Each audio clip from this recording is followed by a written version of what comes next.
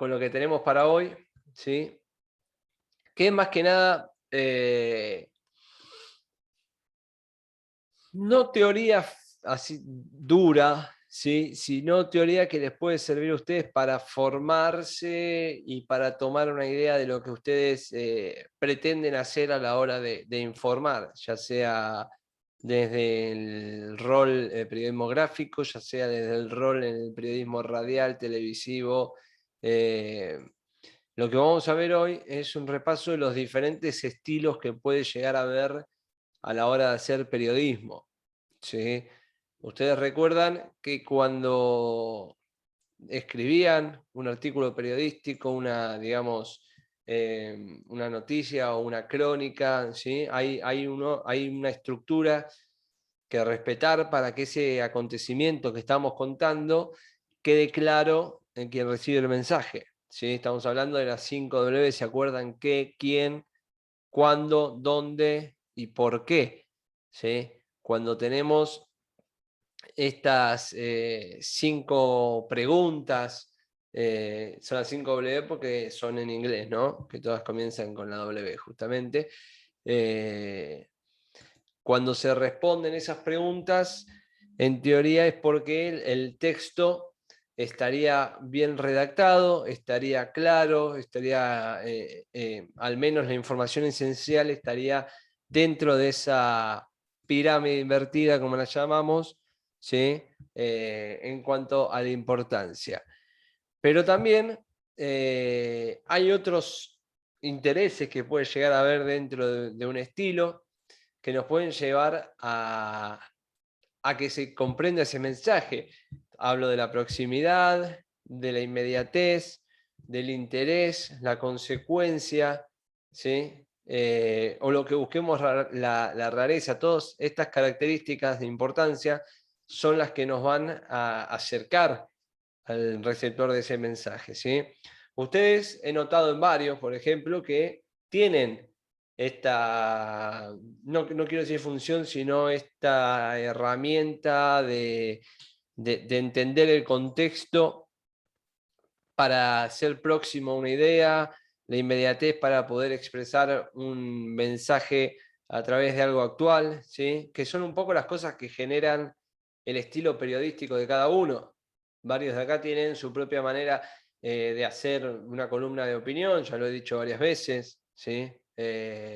Algunos recurren a la ironía, otros recurren a la comparación, otros recurren a lo que puede llegar a ser, bueno, lo que vimos hace poco con las figuras retóricas.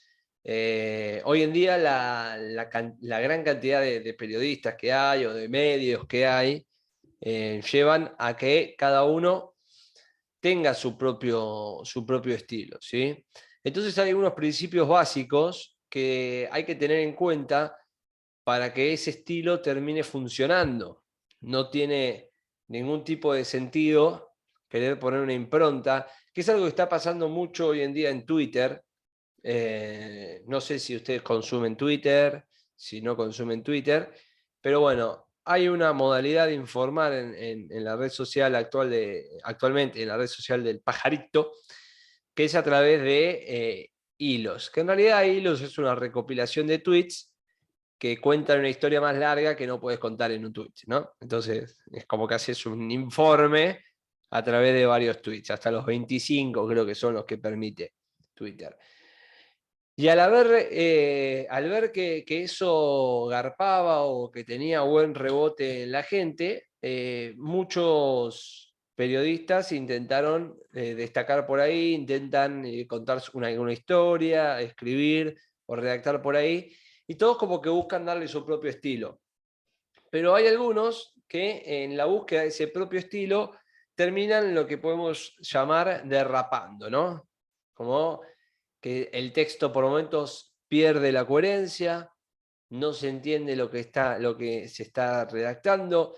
En la vorágine de contar la mayor cantidad de información posible, se termina mezclando una cosa con la otra porque no se le da un cierre a un tema o no se conecta ese tema, ¿sí? El hecho de que sean diferentes publicaciones, diferentes tweets, hacen que capaz eh, se vaya demasiado un tema al otro sin alguna conexión entre ellos, ¿no? Bueno, pongo este ejemplo que es bastante claro, porque también eso puede pasar dentro de en lo que puede llegar a ser el estilo que buscamos a la hora de redactar, a la hora de hablar, a la hora de estar frente a cámara. Entonces hay que tener algunos principios básicos. Principalmente, siempre cuando nosotros estamos dando un discurso, estamos informando, estamos haciendo un informe sobre un tema, ya sea a través de los diferentes géneros que hay que entender que siempre estamos en un estilo expositivo. ¿Sí? Siempre estamos exponiendo un tema al otro, el receptor del mensaje.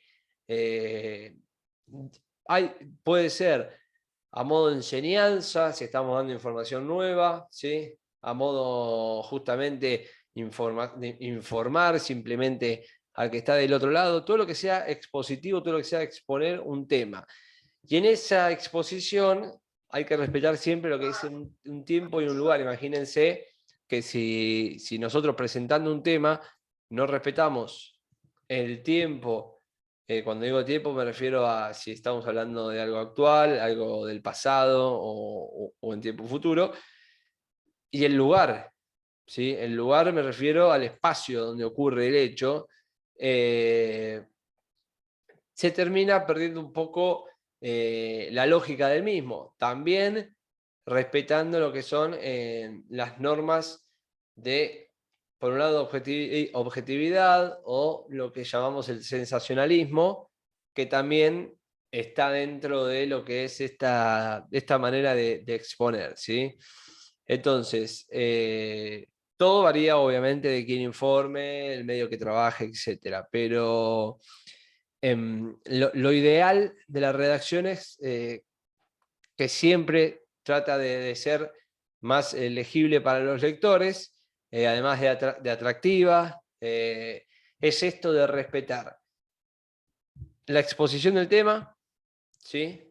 Si bien uno puede incluir subjetividad, ustedes siempre recuerden que a pesar de que sea una columna de opinión, por ejemplo, o estén haciendo una cronología, siempre tiene que estar la exposición por delante, más allá de que si el sentido sea dar una opinión o no, siempre tiene que estar una exposición para que el lector sienta que ustedes están opinando sobre algo, que lo intentan persuadir, que es el objetivo al fin y al cabo del género de opinión, pero que siempre están dentro de eso, de enseñarle o de mostrarle al otro, ¿sí? Que no están simplemente hablando de un tema porque pintó. Bien, entonces, siempre hay que mantener esto de exponer, pero de una manera atractiva, ¿sí? Que atrape al otro, ¿sí? Al lector que está del otro lado.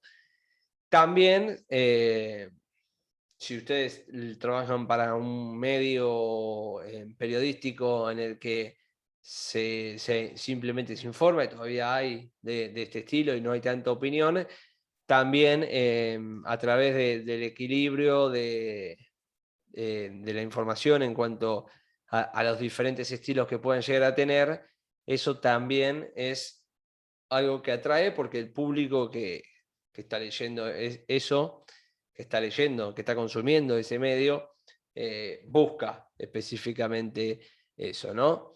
Entonces, las opciones que hay a través del medio de comunicación en el que trabajen o del consejo que tienen que buscar, además de exponer y de poder dar o no ese mensaje persuasivo o informativo desde el tiempo, el lugar y la coherencia, tienen que entender que hoy en día lo que se busca o lo que la gente quiere es información exacta, breve y clara. O sea, ustedes tienen que tratar de lograr eso, ¿no?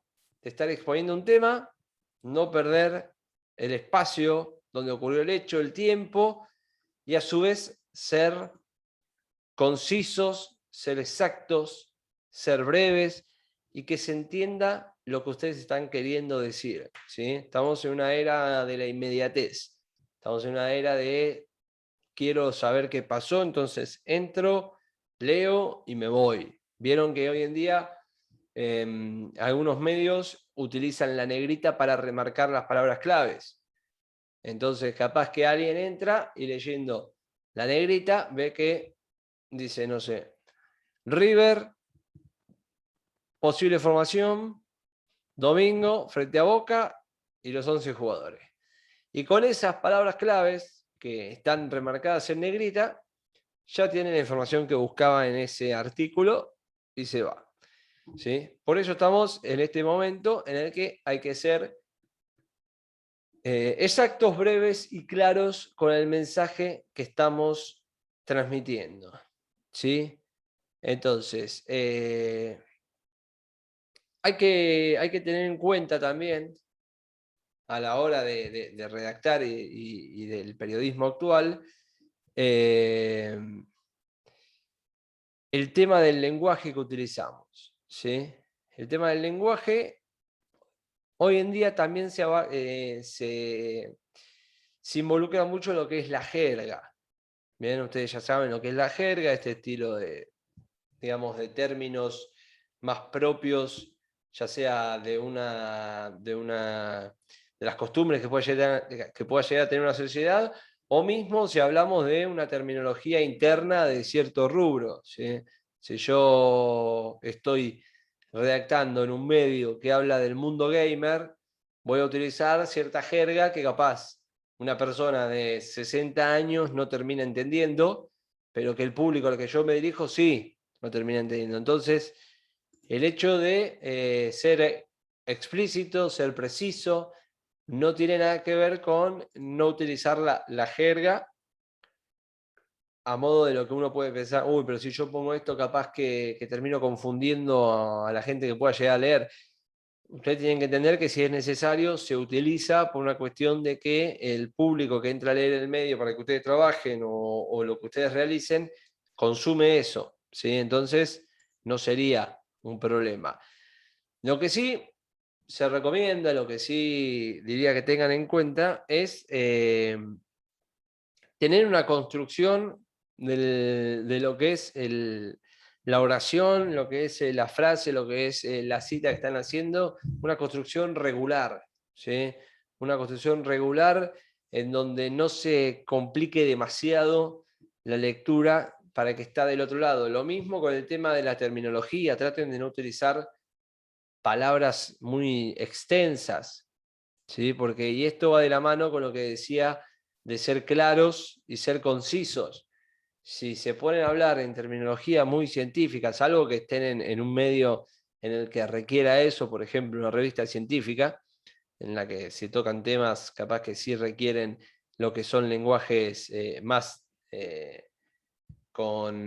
se me fue la palabra ahora, más lenguajes específicos, con palabras claves, y que sea en ese sentido, traten de ser lo más concisos posible, traten de ser lo más claros posibles en el discurso que están redactando, ¿sí? Con palabras cortas, cuando se puede, ¿no? Hay veces que, bueno, la palabra es larga y es larga, tampoco pueden cambiarla a la fuerza, tratando de utilizar otro sinónimo y que eso termine quedando peor incluso que si hubiesen puesto la palabra correcta, ¿no? Pero tengan en cuenta siempre utilizar lo que es la palabra corta y mantener una construcción similar a lo largo del texto, ¿sí?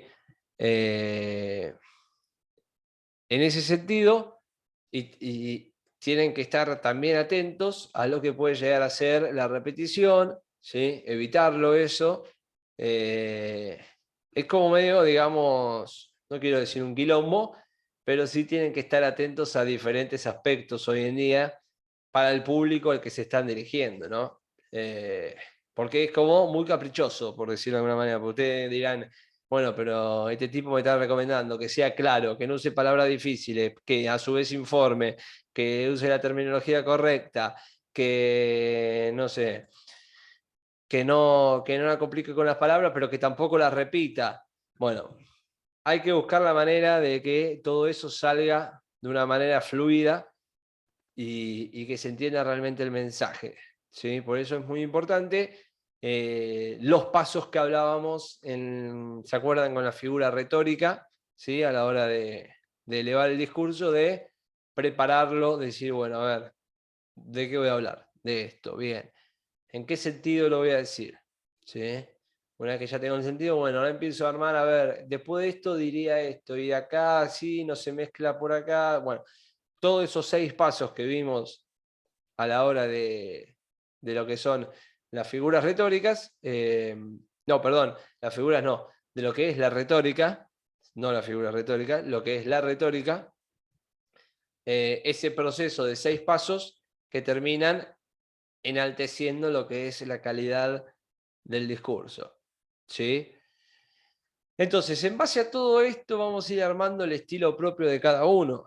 Por eso les decía que no es teoría dura esto, es más, digamos, diferentes consejos que ustedes pueden llegar a tener, aceptar o no, para poder construir un discurso correctamente desarrollado con la impronta de cada uno. Fíjense que hasta ahora no les dije en ningún momento tienen que poner tal y cual cosa, sino que son más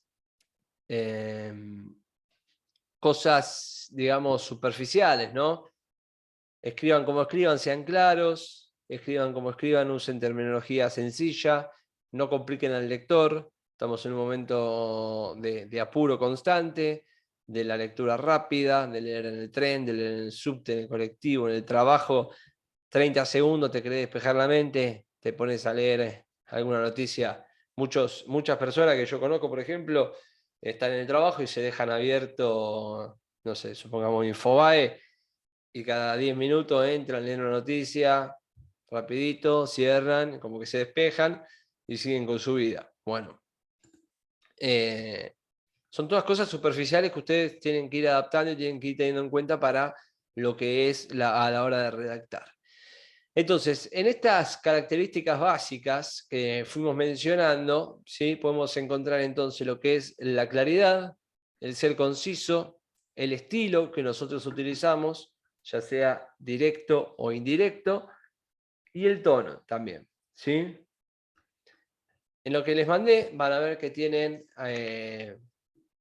varios ejemplos para que ustedes lean sobre esto, ¿sí? En claridad van a poder ver que hay que escribir con sencillez, ¿sí? Que el texto se entienda sin un gran esfuerzo del otro lado. El que está leyendo lo hace por placer, no está estudiando, entonces no lo tienen que complicar. Y también es importante que para poder hacer esto ustedes tienen que entender de lo que están hablando, ¿sí? Les habrá pasado con alguna nota o con algún ejercicio que hayan hecho para la facultad sobre un tema que no les gusta o que no conocen, que el hecho de querer hacerlo bien y de querer encajar, por decirlo de alguna manera, con ese texto, terminan forzándolo demasiado y no sale de la mejor manera, pero cuando les toca escribir algo sobre los que les gusta, empiezan a escribir y los dedos van solos, ¿sí? Bueno, a eso es lo que me refiero con comprender de lo que uno está hablando, ¿sí? Más allá de si gusta o no, saber del tema, conocer del tema, les da una ventaja enorme a la hora de redactar. Por eso, siempre, yo creo que así todos los profesores se lo habrán dicho, estén informados, siempre. Estén informados sobre lo que pasa, sobre la actualidad, porque es importante para justamente poder redactar después tranquilamente. En claridad van a ver léxico accesible, no usar tecnicismos difíciles, no usar palabras traídas del extranjero, ¿sí? Porque pueden llegar a la persona que está del otro lado no saber qué significa. No usar lo que es vulgarismo, ¿sí? Insultos, párrafos cortos, 4 o 5 líneas, no mucho más, para que no quede muy extenso. Las frases entre 15 y 20 palabras, cada idea que sea un enunciado, ¿sí? Que no se divida ni muy pronto ni muy tarde, mantener un orden. Y también una recomendación que tienen ahí es frases afirmativas antes que negativas. ¿Qué significa esto? Siempre lo positivo va a causar mejor impacto que lo negativo, ya sea una crítica constructiva, bueno, no es que no pueden criticar a nadie, pero si van a criticar, que sea justificándose y que sea desde el lado de la crítica constructiva, no decir, están escribiendo una opinión sobre Racing y dicen, Racing juega horrible porque Víctor Blanco es un pelotudo. ¿Entendés? Porque ahí esa negatividad va a alejar al lector. Entonces, si ustedes justifican eso, de que no, que es un pelotudo, ¿no? Sino que justifican que la gestión es mala, diciendo que, por ejemplo, se peleó con Diego Milito y después, a partir de eso, no trajo un manager que podía llegar a reemplazarlo, etcétera, etcétera, etcétera, enumerando situaciones. Esa crítica, por más que el otro piense distinto, el que está leyendo el mensaje, la va a tomar como lo que es, una opinión en la que puede estar de acuerdo o no, ¿sí? Pero siempre realizándolo de manera positiva, como intentando mejorar la situación, no desde el altanero o desde el que insulta o el desde que critica por criticar. Entonces siempre lo afirmativo y también sacando de la crítica, van a ver que cuando publican algo alegre, les va a tener mucha más repercusión que algo negativo, ¿sí? Por ejemplo, si yo hago una nota sobre que Argentina va a jugar la final del Mundial de Futsal, va a tener muchísimo más repique que si yo hago una nota de que Argentina quedó eliminado del Mundial de Futsal, ¿sí? Por una cuestión de ánimos, es algo medio lógico, por decirlo de alguna manera, ¿no? Por eso siempre lo afirmativo. Si le quiere poner gancho, le rompimos el Tujes en su casa, se cagaron en las eliminatorias, le ganamos en el vóley y hoy le ganamos futsal. ¿Sí? Entonces, por ahí tengas todo ese background para meterle picante al título. Sí, ¿sí? obvio. Si vos ponés, decime qué se siente, ya se sabe que con Brasil. Sí, sí, sí, sí, tal cual. Eso tiene que ver con una retórica. Una identificación con el que está del otro lado, ¿no? Pero en el caso de capaz, si algo por ejemplo, y pongo un ejemplo personal antes de seguir, nosotros en Ataque Futbolero, cuando estábamos en la radio, mucha gente nos decía que le gustaba el programa porque siempre no que le veíamos el lado positivo, sino que no criticábamos al pedo, como capaz que hacen en los programas de televisión que se arman esos debates en los que matan a todos, sino que íbamos con la noticia, podía llegar a haber una opinión, pero siempre desde el respeto. Cuando decimos más afirmativo que negativo es desde el respeto, ¿sí? Uno se puede pensar diferente, pero mientras haya respeto, es una crítica constructiva, es una crítica de alguien que está analizando el juego, ¿por qué no? ¿Sí? Pero no más que eso, ¿sí? En eso me refiero a lo afirmativo antes que lo negativo. En cuanto a lo conciso, bueno, ser lo más preciso y lo más breve posible, ¿sí? No andar con ambigüedades, no utilizar muchas muletillas. Ahí se vuelve a repetir nuevamente el consejo de no usar palabras fuera de lugar, ¿sí? Evitar los adjetivos calificativos. ¿Por qué? Y porque cuando uno está poniendo un adjetivo calificativo, seguramente va a tener que explicarlo. Entonces ahí ya empieza a dar vueltas, y se termina complicando el texto. Dependiendo, ¿sí? El lugar se puede llegar a utilizar, pero se recomienda que no. Y también lo que aquí marca es escribir verbos que indiquen movimiento, ¿sí? Que indiquen una acción para que se entienda de lo que, de lo que se está hablando. Después también, hace un ratito mencionaba el tono. ¿Cómo estamos? 4 minutos. Bueno. Hablaba del tono, ¿sí? El tono tiene que ver con esto de evitar ser monótono, en la construcción para que ese receptor no se termine perdiendo, aburriendo o cambiando, ¿sí?, de canal, por decirlo de alguna manera. Lo mismo a la hora de redactar. Si ustedes redactan todo con un mismo tinte, capaz que termina siendo aburrido. Ahora, si ustedes, dependiendo del estilo de cada uno, ¿no? Pero el mensaje no puede ser siempre lineal, sino que tiene que haber algún punto alto como para atraer al lector o buscar ese punto alto a través de, por ejemplo, si están escribiendo alguna nota de opinión o están informando alguna noticia más histórica, jugar con un poco el suspenso, jugar con un poco con las preguntas retóricas, jugar con lo que puede llegar a ser las diferentes figuras retóricas, buscar la vuelta al estilo que tienen para que no sea el mismo tono. Lo mismo hablando en lo que puede ser radio o televisión, ¿sí? Ahí más todavía. En gráfica capaz que es, digamos, menos notorio, pero a la hora de lo que es el lenguaje televisivo y radial, ya sea corporal o con el tono de voz, es muy importante esto de las variaciones, ¿sí? Las pausas justas, subir el tono, bajar el tono, estirar las palabras, acortarlas, ¿sí? Todo lo que sea jugar con el sentido de ese discurso les va a dar un atractivo mucho más grande. Y después tenemos lo que es el estilo directo y el estilo indirecto a la hora de tener esta manera de dar un discurso, ¿sí?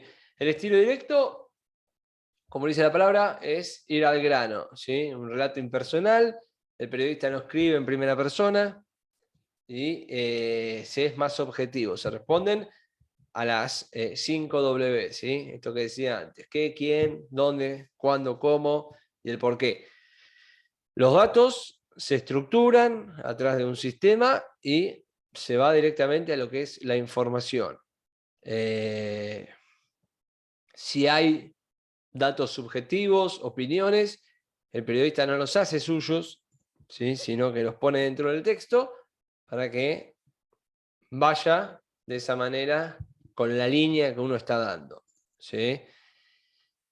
Y ahora el estilo indirecto es una manera, como dice ahí el texto, más humana, ¿sí? El periodista es el que está dando el discurso, puede ser subjetivo, puede utilizar citas, declaraciones de otros periodistas, de otras personas, para poder expresarse, para poder defender, se contextualiza, se humaniza al receptor, porque uno puede, esto que decíamos, ¿no?, en la columna de opinión, uno puede darle un mensaje al otro, uno puede comunicarse con él directamente, dejarle una idea flotando en la cabeza. Todo lo que sea, por ejemplo, el género de opinión, es este estilo directo. Entonces, estilo directo, vamos al grano, ¿sí? Un formato más clásico, una crónica, una noticia, y el estilo indirecto es más donde se involucra la opinión, donde participa, donde narra ese discurso el que está redactando este mensaje, ¿bien?